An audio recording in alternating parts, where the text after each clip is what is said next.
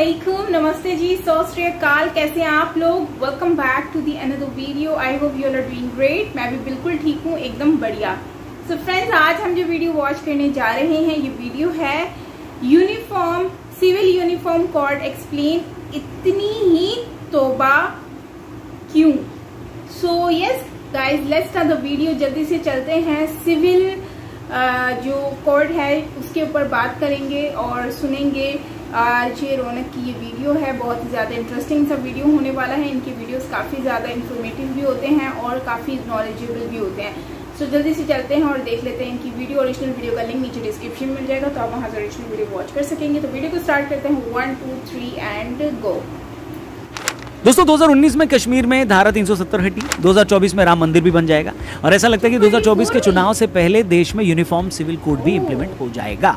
एक ऐसा कानून जिसका देश को 75 साल से इंतजार था, एक ऐसा कानून जिसके आने के बाद हिंदू, मुस्लिम, सिख, ईसाई, लड़का लड़की सबको बराबर के राइट्स मिल जाएंगे। खासकर एक सेक्शन की लड़कियों और औरतों के साथ हो रही ज्यादती हमेशा हमेशा के लिए खत्म हो जाएगी। कायदे से यूनिफॉर्म सिविल कोड आने की खुशी में सबको खुश होना चाहिए था, नाच नाच कर अपने घुंघरू तोड़ लेने चाहिए थे। मगर घुंघरू तोड़ना तो दूर, इसकी सुबुगाहट होते ही एक वर्ग ने अपनी चूड़ियां तोड़ ली। वो ऐसे तड़प रहा है मानो किसी ने उसे गर्म तवे पर बिठा दिया हो। वो ऐसे बौरा रहा है मानो दूध बोलकर किसी ने फिनाइल पिला दी हो। वो ऐसे चिल्ला रहा है जैसे पालक की सब्जी बोलकर किसी ने उसे डाई वाली मेहंदी खिला दी हो। तो क्या है यूनिफॉर्म सिविल कोड और उसके आने के बाद क्या क्या बदल जाएगा और क्यों कुछ लोग उसके आने की बात सुनकर गर्म पॉपकॉर्न की तरह फुदकने लगे? आइए आज के फनतंत्र में हम इसी पर बात करते हैं। वीडियो पसंद आए तो अपने दोस्तों से इसे जरूर शेयर करिएगा और चैनल को भी सब्सक्राइब करिएगा। शुरू करते हैं। नमस्कार दोस्तों, आप देख रहे हैं फनतंत्र, मैं हूं रौनक। तो दोस्तों, कॉमन सिविल कोड क्या है और इतने वक्त से उसकी डिमांड क्यों की जा रही थी? इससे पहले कि मैं इस बात पर आऊं, मैं आपको थोड़ा पीछे लिए चलता हूं।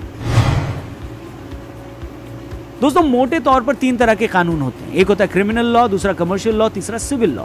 अब बात यह है कि जब अंग्रेज भारत पर राज करते थे तो मोटे तौर पर उनकी 2 ही चीजों में दिलचस्पी थी। पहली कि वो भारत को कैसे ज्यादा से ज्यादा लूटें, इसलिए उन्होंने उस हिसाब से कमर्शियल लॉ बनाए और उसे सबके लिए एक जैसे रखा। उन्होंने क्रिमिनल लॉ भी सबके लिए एक जैसे रखा, मगर उनका इस बात में कोई इंटरेस्ट नहीं था कि मॉडर्न टाइम के हिसाब से सिविल लॉ कैसा हो, औरतों की स्थिति कैसी हो, उन्हें कैसे हक मिले, उसमें कोई यूनिफॉर्मिटी है या नहीं, उन्होंने इस पर कोई ध्यान नहीं दिया।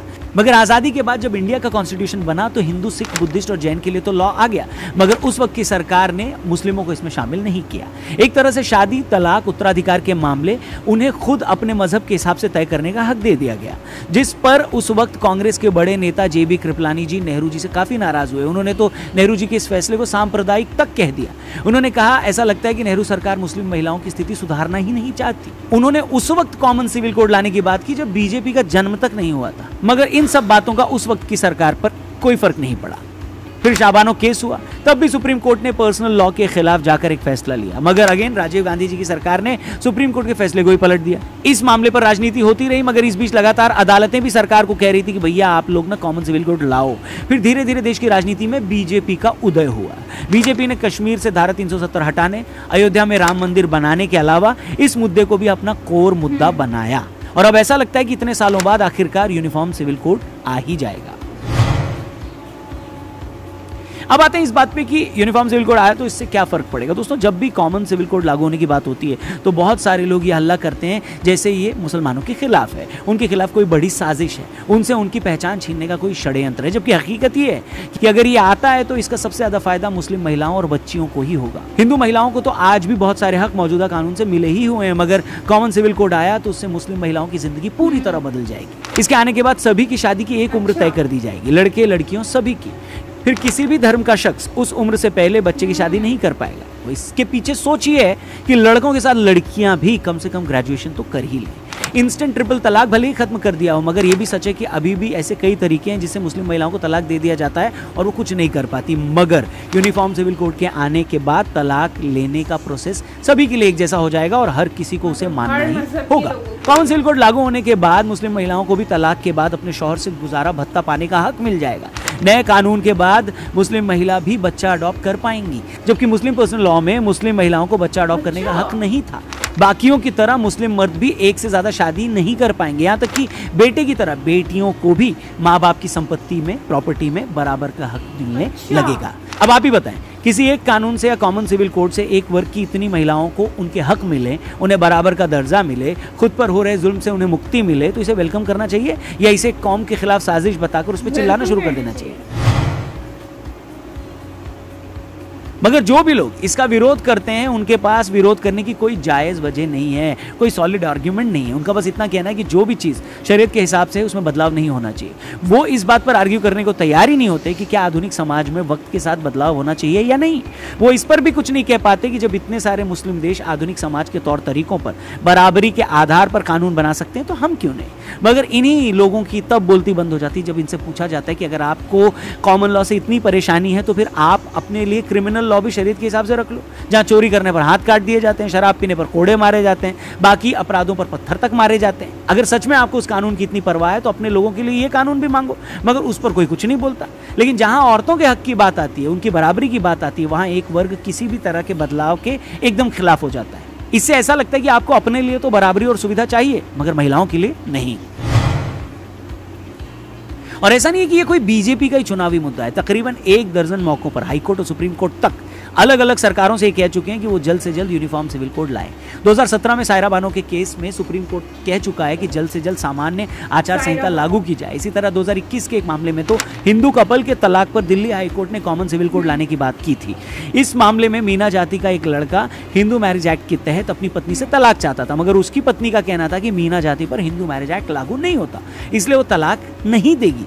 इस मामले में अदालत ने भी माना कि पति पत्नी दोनों अपनी जगह ठीक है, मगर साथ ही अदालत ने यह भी कहा कि आज का हिंदुस्तान धर्म और जाति के बंधन से ऊपर उठ चुका है। आज के युवाओं को शादी और तलाक में किसी तरह की दिक्कत न आए, इसलिए कॉमन सिविल कोड लाया जाए।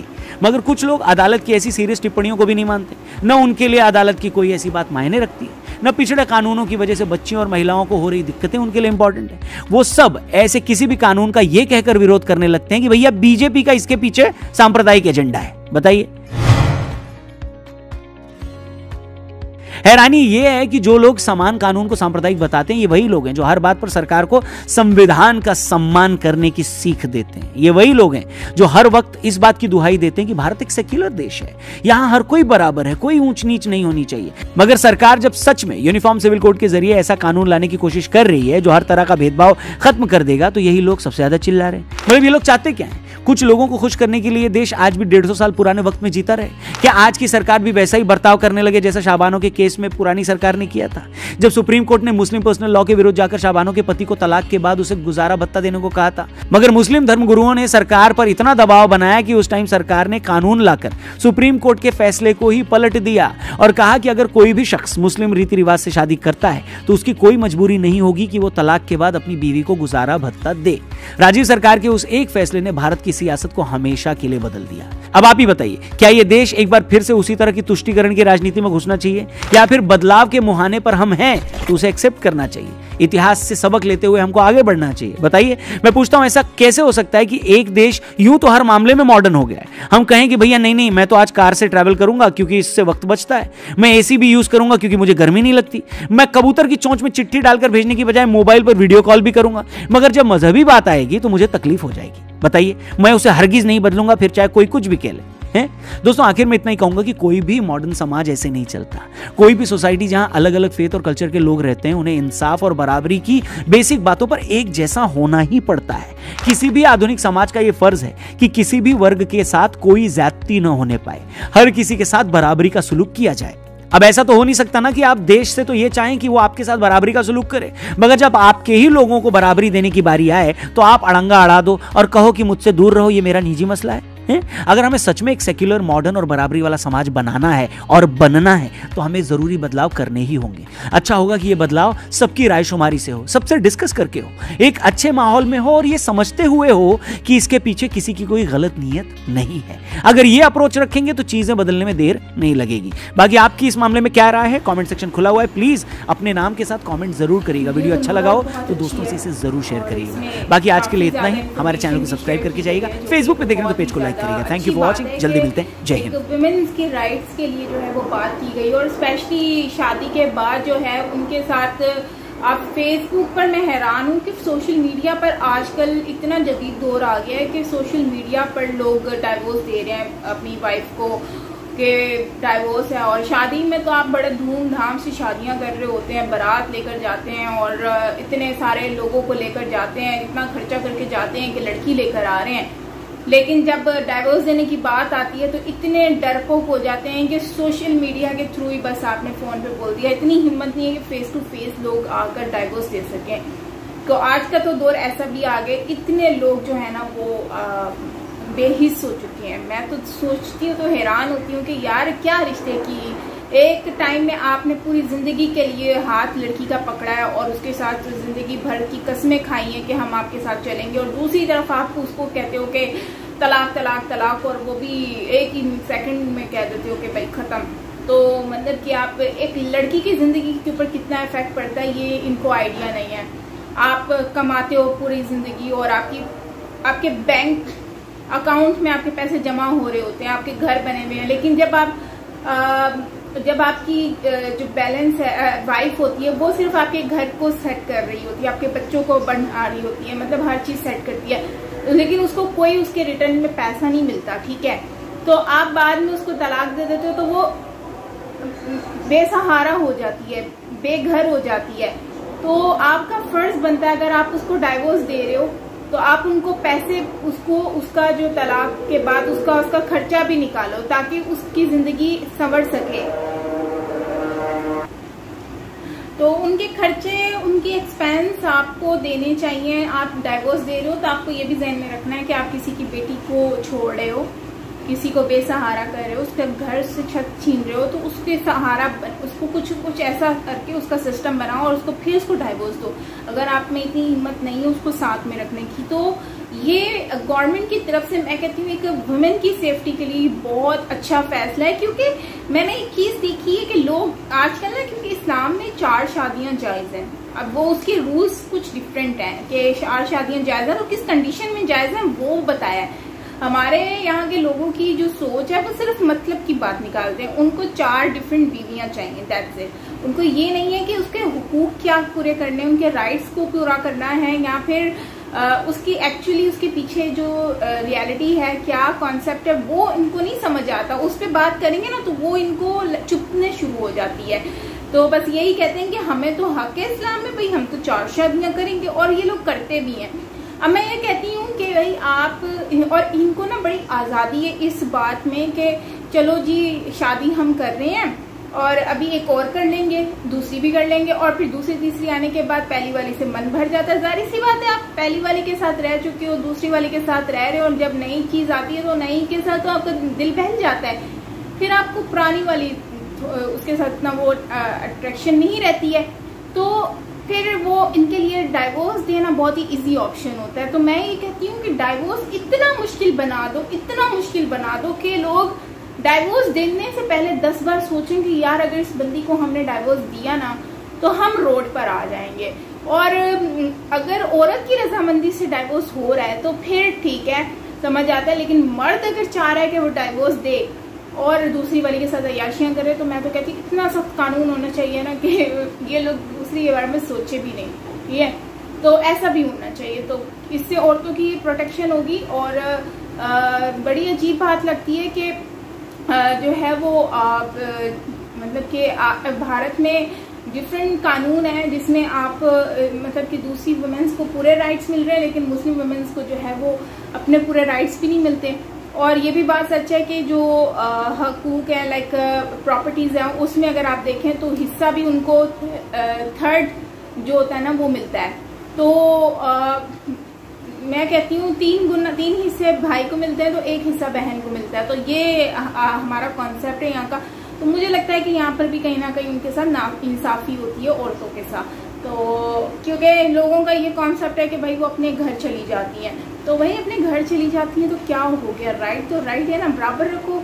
फिर आप कहते हो कि औरत जो है वो हमारी मतलब कि बेटी लड़की जो होती है वो बराबर है, उसको बराबर कह रहा है, तो फिर आप इसमें क्यों नाइंसाफी कर रहे हो, है ना। बात तो सोचने की है। वेल फ्रेंड्स, इस पे आप लोग क्या कहते हैं कमेंट सेक्शन में ज़रूर बताइएगा। मेरे को तो बड़ी खुशी हुई है, अगर मोदी जी ये कर रहे हैं ना तो मोदी जी फिर भी दुनिया की नज़रों में बुरे हैं, तो भाई इस तरह से बुरे बन जाए कोई मसला नहीं है, क्योंकि वो बहुत अच्छा काम कर रहे हैं वुमेन्स के लिए। और ये लॉ इस तरह का होना चाहिए ताकि औरतें अपने आप को सिक्योर फील कर सकें। तो इससे बड़ी और क्या बात होगी। और उनके मोदी जी के जो अगेंस्ट लोग हैं, जाहिर सी बात है वो तो बोलेंगे, बकवास तो करेंगे कि भाई मोदी जी ये कर रहे हैं, मोदी जी वो, क्योंकि जाहिर सी बात है मोदी जी लड़कियों के लिए, उनके हक के लिए बात कर रहे हैं ना, तो उनको तकलीफ होगी लोगों को। आप क्या कहते हैं इस पर कमेंट में बताएं। मिलते हैं नेक्स्ट वीडियो के साथ। Till then take care, love and bye.